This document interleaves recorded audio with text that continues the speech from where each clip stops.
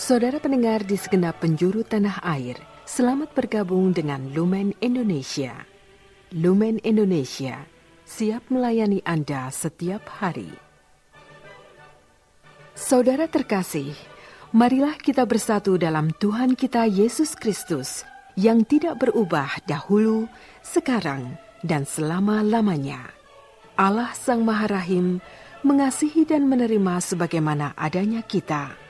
Allah Bapa kita di surga senantiasa bersedia menolong, menghibur, dan meneguhkan kita dalam menghadapi segala permasalahan hidup sehari-hari.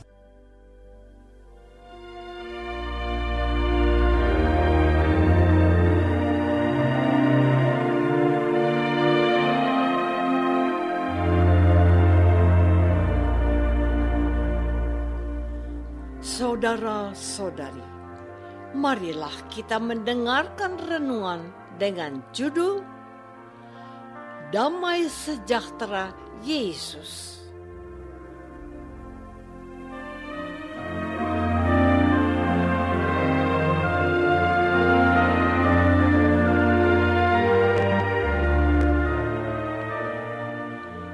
Yang berdasarkan pada Injil Yohanes bab 14 ayat 27.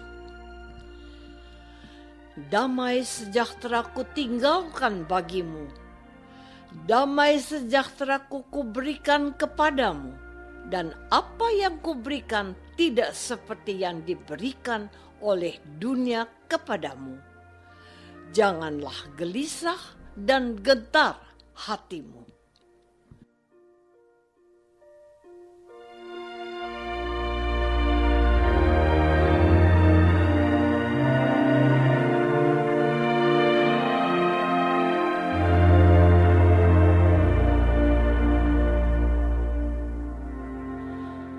Dalam nama Bapa dan Putra dan Roh Kudus.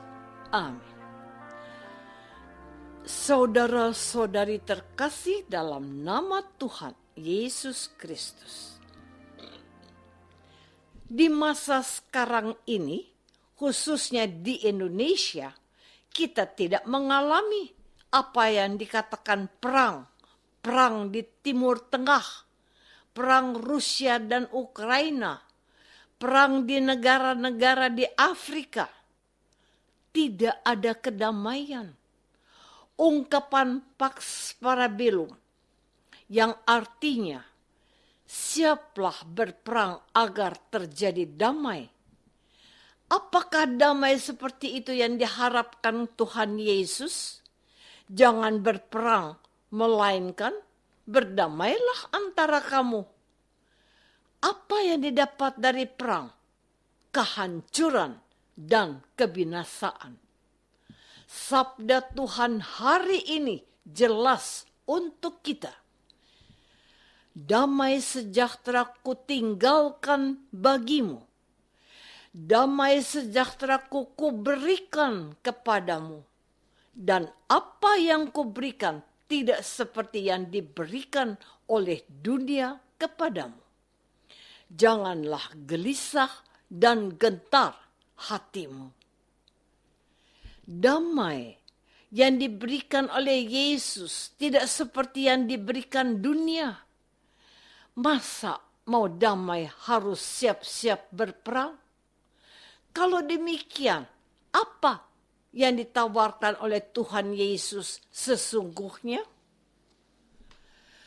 Saudara-saudari terkasih, damai sejahtera yang ditawarkan oleh Tuhan Yesus hari ini bukan tidak adanya perang, bukan tidak terjadi kekerasan, bukan damai yang bersifat lahiriah. Damai sejahtera yang dimaksud oleh Tuhan Yesus adalah damai rohani. Damai di hati kita. Berdamai dengan Tuhan dan dengan sesama. Tuhan menegaskan, jangan gelisah dan gentar hatimu. Maksudnya adalah bahwa Tuhan Yesus menolak dan melawan apapun yang bertentangan dengan damai sejati, seperti ketakutan, kecemasan, dan kekhawatiran.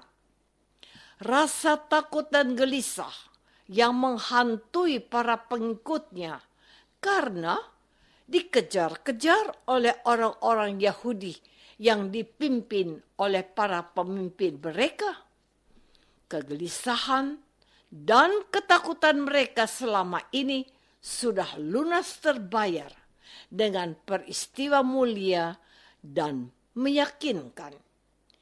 Yesus memang dibunuh dan disalibkan, tapi ia bangkit dari kematian dan hidup bersama dengan mereka.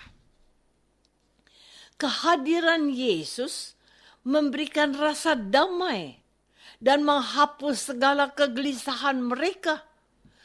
Tuhan Yesus mau supaya para murid selalu merasakan kehadirannya, sekalipun ia akan kembali kepada Bapaknya.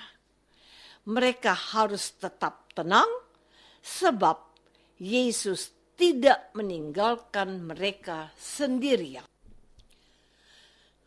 Saudara-saudari terkasih, damai sejahtera yang berasal dari Yesus adalah perasaan tenang dan nyaman karena penyertaan Yesus yang sudah bangkit dari kematian. Damai di hati, ketenangan batin seorang beriman tidak digerus oleh situasi yang ada di luar dirinya, tetapi karena ia memiliki hubungan yang baik dengan Tuhan. Intimitas atau kedekatan dengan Tuhan memberikan rasa damai di hati, damai di dalam hidupnya. Para murid harus tetap mengandalkan Yesus sebab ia menjanjikan Roh Kudus yang akan menyertai mereka sampai akhir zaman. Pengalaman rohani, merasa damai dan tenang, tidak karena kita punya segalanya, punya uang, punya rumah, punya harta. Bukan itu, melainkan karena kita punya Yesus dalam hati kita. Dalam percakapan di WA Group, seorang teman berkata, "Apa yang tidak membutuhkan uang? Gereja untuk melayani umat butuh uang, bro. Untuk kasih makan anak dan istri juga butuh uang, bro." Pertanyaannya, apakah untuk tujuan tersebut kita boleh menghalalkan segala cara? Bolehkah korupsi lalu disumbangkan untuk kesejahteraan gereja? No, tidak teman. Kita harus memiliki ilmu, bisa menahan diri. Sebab tindakan gegabah seperti korupsi tidak mendatangkan kedamaian, tetapi mendatangkan bayang-bayang jeruji penjara kalau Anda tertangkap dan terbukti bersalah. Damai yang kuberikan tidak seperti yang diberikan oleh dunia ini. Tuhan Yesus mau kita percaya bahwa sebesar apapun persoalan kita, kalau kita mengandalkan Dia, semuanya akan baik-baik saja. Saudara-saudari terkasih, dalam kehidupan sekarang ini, pemahaman mengandalkan Tuhan terasa kurang menarik, sebab orang zaman ini mengandalkan uang untuk bisa hidup tenang. Namun, sungguh disayangkan, uang tidak akan dapat menyelamatkan hidupnya, tetapi Tuhan. Ingatkah kita pada perumpamaan Tuhan Yesus tentang orang yang kaya, yang mendirikan lumbung dan mengatakan kepada jiwanya, "Sekarang beristirahatlah, sebab semuanya sudah cukup untuk bertahun-tahun." Nyatanya, dia tidak berdaya ketika yang empunya hidup bersabda, "Untuk siapakah semuanya itu? Karena malam ini juga nyawamu akan diambil daripadamu."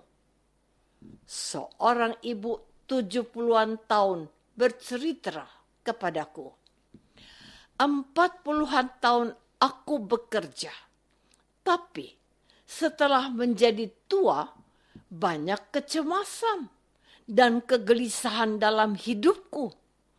Mulai hari ini, aku akan makan secukupnya dan mencoba bersyukur atas pemeliharaan Tuhan sampai sekarang. Aku mau mendekatkan diri pada Yesus dan mempercayakan hidupku padanya. Saya sekarang merasa bahagia, sehat, dan merasakan ada damai dalam hidupku." Apakah menunggu sudah tua dulu, kita baru menyadari bahwa Tuhan itu adalah yang menjadi andalan kita? Jangan ya teman. Tuhan Yesus harus menjadi andalan kita, sebab Ia adalah Allah yang setia.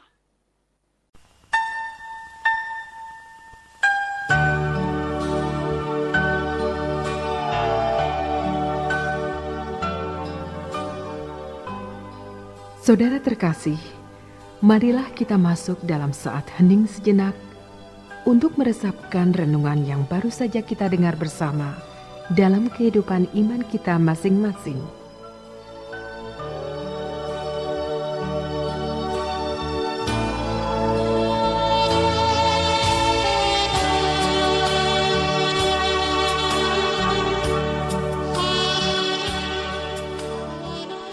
Apakah aku mencari kedamaian di dalam hidupku dengan mengandalkan Yesus?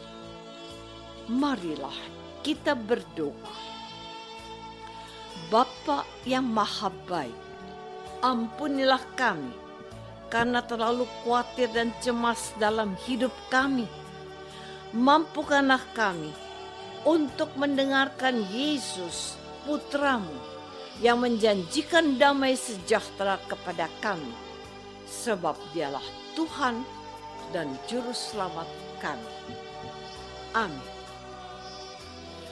Semoga kita semua selalu dinaungi dan dibimbing oleh berkat Allah yang Maha Kuasa. Dalam nama Bapa dan Putra dan Roh Kudus. Amin.